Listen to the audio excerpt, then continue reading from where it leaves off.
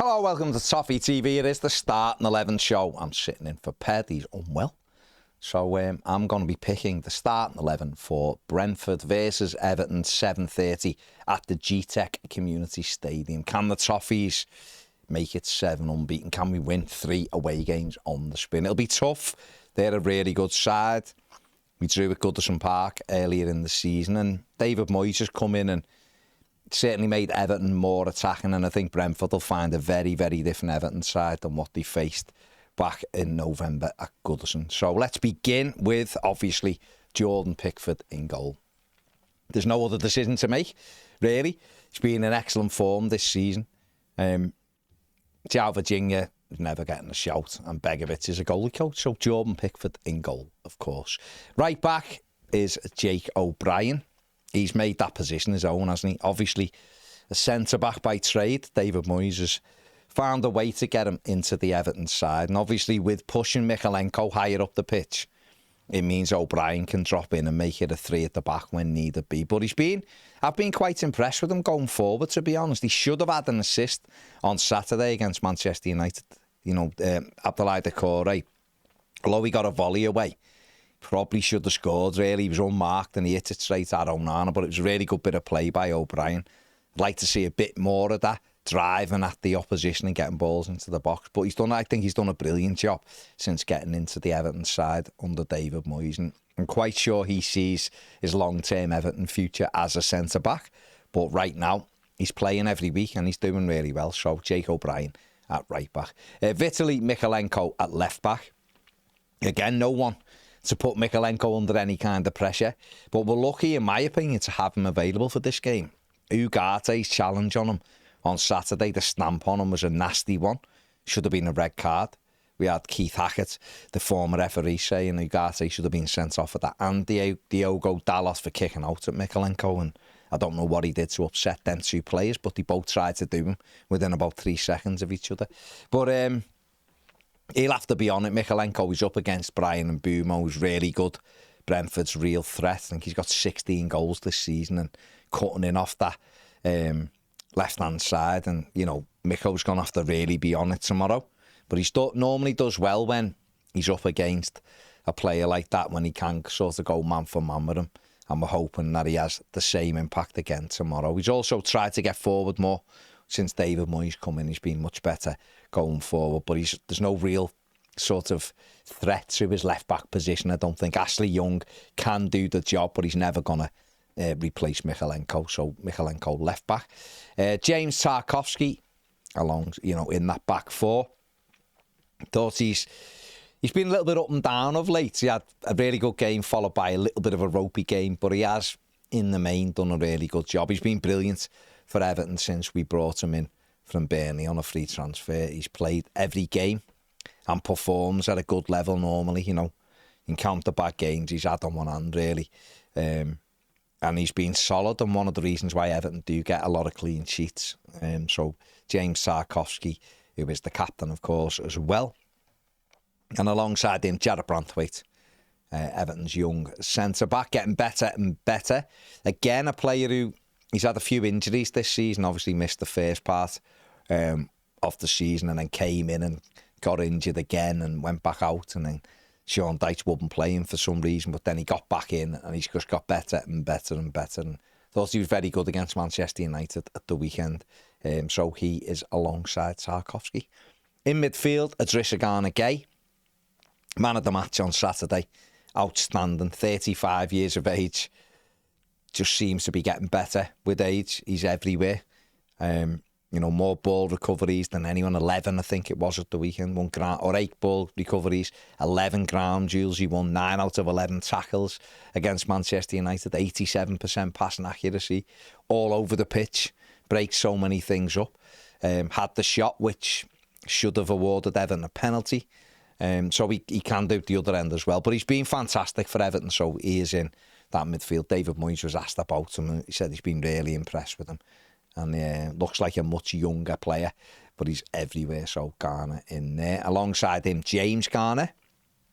Again, this is literally because Tim Adebuna, who the manager said had a little bit of flu as well over the weekend, isn't ready to come into that starting 11 yet, I don't think. And Everton don't have any other options. Oral Mangala obviously ruled out for the season, and Harrison Armstrong has gone off to Derby County as well. So James Garner has made that position his own. He's done quite well since coming back from injury.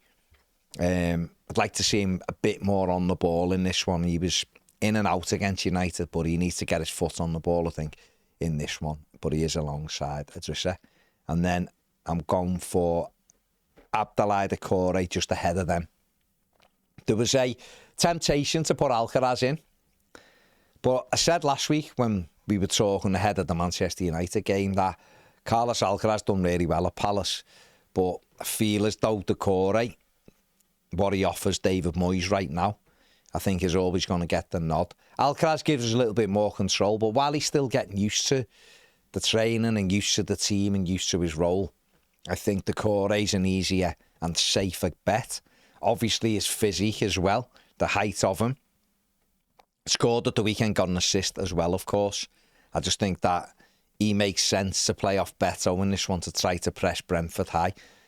And then, obviously, then look after him. His legs do sort of, or he started to look tired after around 65-minute mark. This time, I'll be looking for David Moyes to make the change a little bit earlier, but Doucouré's going to start there. Left-hand side, Jack Harrison. I think he's done all right the last couple of games. It was his shot that led to Abdoulaye Doucouré's goal at the weekend. It was his cross the week before at Crystal Palace, which led to Everton's winner, which Carlos Alcaraz scored. I think he looks more comfortable on the left-hand side. And you know what you get with Harrison? He's always going to work his socks off for you. But I just think the fact that he can just get it out of his feet on that left and put balls into the box simplifies a game for him. And I think he is getting a little bit more confidence. So he's going to play on the left. Also, there's no one to replace him either. That's another big thing. And then on the right-hand side, Jesper Lindstrom, who had to come off with an illness at the weekend, but David Moyes has said that he's fully recovered. And I think we noticed the difference when Jesper came off on Saturday. Young went on, and if Young was coming on, I literally would have just put him sat on Patrick Dorgu, said just mark him. He just couldn't quite offer us what Lindstrom could at the weekend, and we did sort of drop off a little bit. So Lindstrom back in the side. He needs a goal. He's desperate for a goal. He needs one. Hopefully it can be at Brentford tomorrow. And obviously up front, the goal machine, that is Beto. He's trying to become the 4th Everton player in Premier League history to score in 5 Premier League games in the, on the spin. Let's hope he can do it. If we create chances for him, he will score goals. His goal ratio is incredible at the moment, and he's got 5 in his last 4 since David Moyes put him in, and since he sort of had to put him in, didn't he? But Beto took his opportunity with both hands, and I think if Everton can create chances for him, getting the ball in front of him, I think he'll score goals. Thomas Frank has praised him as well in his press conference, saying he's been superb since David Moyes come in, and he has. And this is a game where he can knock Brentford centre-backs about a bit, and I do fancy him to get a goal. And it is just about creating chances for him. And if we can do that, I think he will score the goals. He's proven that already. I think what he's doing better now is he's keeping hold of the ball. He's knocking people about. He's being more of a physical presence. We've seen his actual all-round play getting better and better. Obviously, a lot of work going into him on the training ground as well as the goals. So you wouldn't back against him scoring again tomorrow if Everton create for him. So that's my starting 11. What I would say is the substitutes are going to be really important in this one. I think we are seeing a pattern simply due to the lack of options for the manager that players are having to play. And I've just been speaking about Beto there, and he's a case in point. He's a player that, because he does so much work, is starting to tire in the last sort of 15 minutes of games. And we haven't got anyone to replace him with, and to give him that little bit of a touch if need be. If he's coping well, you don't take him off for the sake of it. But we don't have any options to take him off at the moment. The manager clearly doesn't think Martin Sheriff is ready for that. Michael Keane going on instead of him is never an option. It's an embarrassing option, really. And so Beto's just one example of needing Dominic Calvert-Lewin back, needing Armando Broja back, needing Yusuf Chimiti back, so that if he does run himself into the ground, we can get him off. And then the next player coming on can do the same work rate as he does, which sort of keeps what we're doing, keeps us honest in what we're doing, keeps pressing, forces the team back. But you are seeing that drop-off, and I think David Moyes, in general, has got most things right, but I thought Saturday waited a little bit too long before making the changes. Tomorrow, this is going to be key, and the likes of Tim Irabuna, the likes of Ashley Young, maybe, are going to have to be ready. Carlos Alcaraz are going to have to be ready to come on and put that same input into the team as what the people who they're replacing has done, hopefully, for the first 70 minutes. It's a game we can win. They're a good side. They score goals, but they also let goals in. Can Everton go there and get a fantastic away result? Another one back-to-back away games, 2 really tough places to go.